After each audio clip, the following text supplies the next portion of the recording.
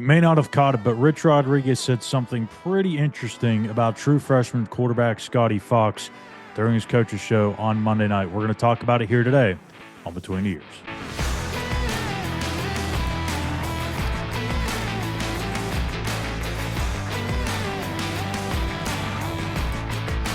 Good morning, everyone. Schuyler Callihan here with another episode of BTE. Make sure you smash that like and subscribe button here on our YouTube page at West Virginia on SI.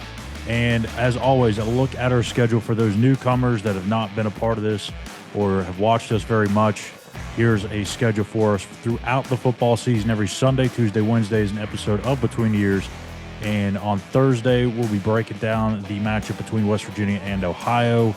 And on Saturday, we'll have the Mountaineer Postgame Show again with Eugene and myself. So last night, I was not expecting a lot of newsy type things to come out of the Rich Rodriguez show at Kegler's, but I always listen. I always listen to the show in its entirety because you never know what's going to be said. I mean, it was just last year where, Neil kind of talked about the game day environment and the fans and all that kind of stuff and kind of tried to clean up or walk back, I guess, his statements in this press conference, but didn't really do himself any good, as we know. But there's always some interesting little nuggets, I think, that are talked about in the show. And last night, one of them was about Scotty Fox. And honestly, I was expecting Rich Rod to just kind of say, yeah, he did well. He's going to be a good player for us here and da-da-da-da-da, the normal kind of coach speak stuff that he would say.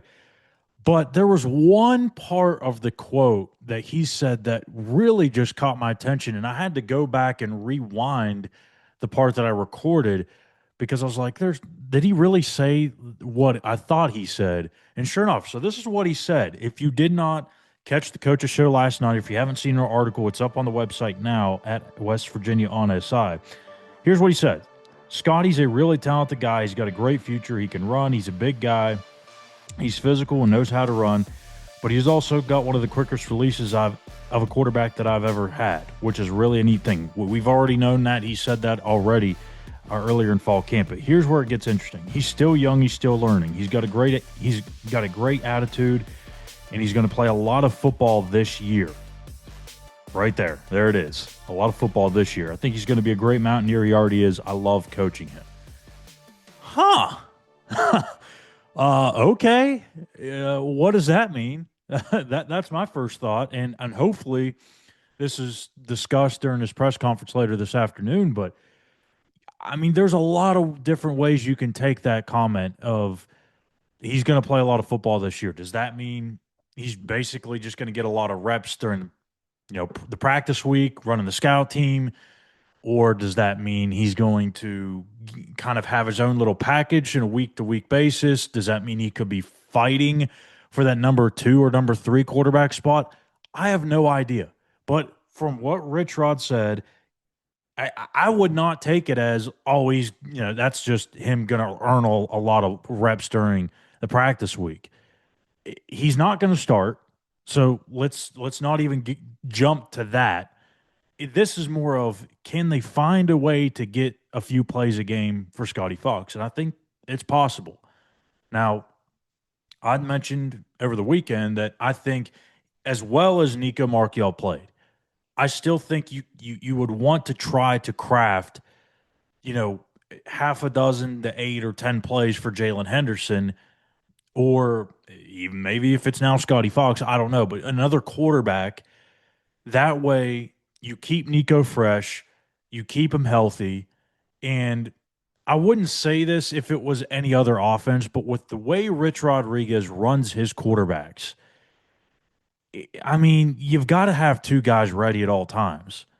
And I think even if it's just a handful of plays per game, you're not taking anything away from Nico. He's still the unquestioned starter. He's still going to take 90 to 95% of your reps, but you can still kind of eliminate some of those hits off of him and keep the other guys healthy and ready in case Nico does go down. If he goes down, now you have another guy that's ready to step into the game, and your offense doesn't really change much. Now, I know Rich probably thinks that that's the case now, but obviously, the more experience you get in game, the better those guys are going to be, the more comfortable they're going to be. But I, I don't want this to be misconstrued. Like, I'm not saying and pounding the table for Scotty Fox to be the starter. I'm not pounding the table for him to be QB2. But from what we hear from Rich Rod, to me, he wouldn't say that if he didn't plan on playing him in games. Maybe I'm wrong. Maybe I read it wrong, but I don't think you would say that. I just don't. And if you go back to what he said, I don't know if it was during fall camp or maybe it was before fall camp. It was sometime in August that he said this, that the whole redshirting thing is kind of the thing of the past, and he doesn't really care to use it unless he absolutely has to. If you can play, he's going to play you because he doesn't want to redshirt a guy for the next coach or for the next school. That's just how this works, especially at the quarterback position where only one guy normally will play, or at least one guy will play the majority of the reps. That position, if a guy gets the sense that it's going to be 2 or 3 years before I really see any action here, he's probably going to hit the transfer portal. So maybe Rich Rod understands that you don't want to lose a guy like this, and if he can get so dialed in every single week and have the expectation or the anticipation that at some point he's going to play again, then maybe he stays locked in and doesn't even think about hopping at the end of the year, and this is where he's going to be. That's very possible. I don't know what this year's going to look like for Scotty Fox. I'm not even going to begin to try and predict what his role is going to look like from here on till the end of November or December. But it sounds like we have not seen the last of Scotty Fox. I don't know what that means. I don't know how much it is. I don't know if that's him taking over as QB2 at some point later on during the season. Maybe it's the back half of the year. I don't know. Maybe it's he just plays in 4 games and he gets to play in the bowl game and he still gets to redshirt. So that's the beautiful thing about it. Before, if you had played, your redshirt was burnt. Like that was it. You're done. And then it was like this percentage rule where it was like 15% or whatever the amount of games played or reps, or I can't even remember the exact rule, but it was, you had a little bit of a leeway. But now it's, you get 4 games plus the bowl game, which that just came into effect, I believe, last year. The bowl game does not count as part of your 4 in regular season games. So perhaps that's all that means. But still, even to that point, even if he plays in the 4 games in the regular season and plays in the bowl game, that's still a hell of a lot of football, folks. Like that's not something that we're just going to gloss over.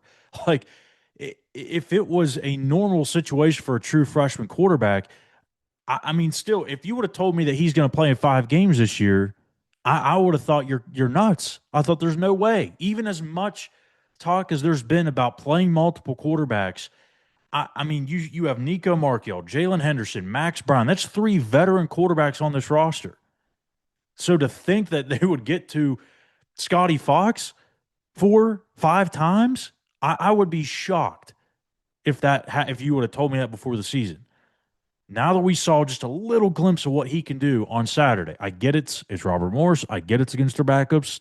Doesn't matter. He showed you his ability. He showed you he can run.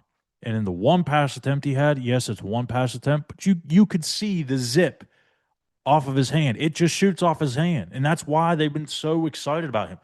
And I talked about this 2, 3 weeks ago. I have not heard the types of things that they're saying about Scotty Fox in any true freshman quarterback in a very long time. I can't even remember. I think this is my 10th season covering West Virginia. And I don't think in my 10 years there's ever been a true freshman quarterback that has had the things said about him that there is about Scotty Fox right now. And I'm not trying to build this up as and saying he's going to be the next Pat White, or he's going to be this next legendary quarterback. I'm just saying, as where he is right now, he's much further along than any other true freshman quarterback has had in the last 10 years. Now he's got to continue that climb, right? He can't just plateau, but he's off to a hell of a start. And I think he's got a chance to be really special. I do. I don't know if that's 2 years from now, a year from now, later this season. Who knows what that looks like? But the one thing that I think West Virginia fans should be excited about is that you do kind of already see a glimpse of what is to come in the future. You have something that could be very, very special in that quarterback room. And we're not just taking this, this Robert Morris performance and saying that's the reason why. No. Go watch his high school tape. You'll understand a piece of it. Listen to what the coaching staff has said about him since he's been on campus. And the things that I've heard behind closed doors, it's the same stuff. I'm not just here to fluff this up, right? This is not me saying, again, that he's going to start. Not saying he should take over Jalen Henderson's spot, but 4 games and a bowl game is not guaranteed for all true freshmen. Just because you can play up to that doesn't mean you're going to get that. You have to earn that right. So even if that's what Rich Rod means at the bare minimum, that's saying something. And maybe it's beyond that. If it's beyond that, then they really think the world of Scotty Fox. So it's going to be interesting. I don't know.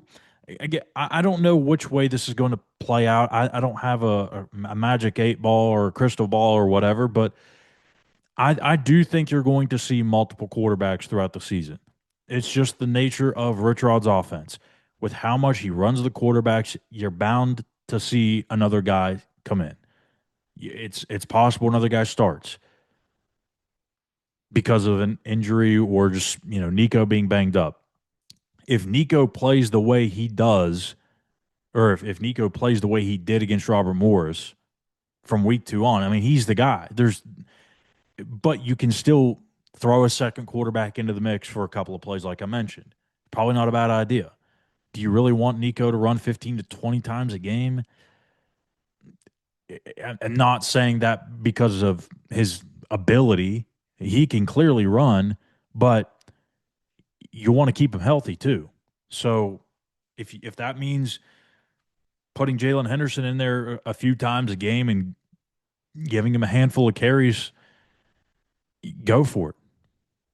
So it'll be interesting.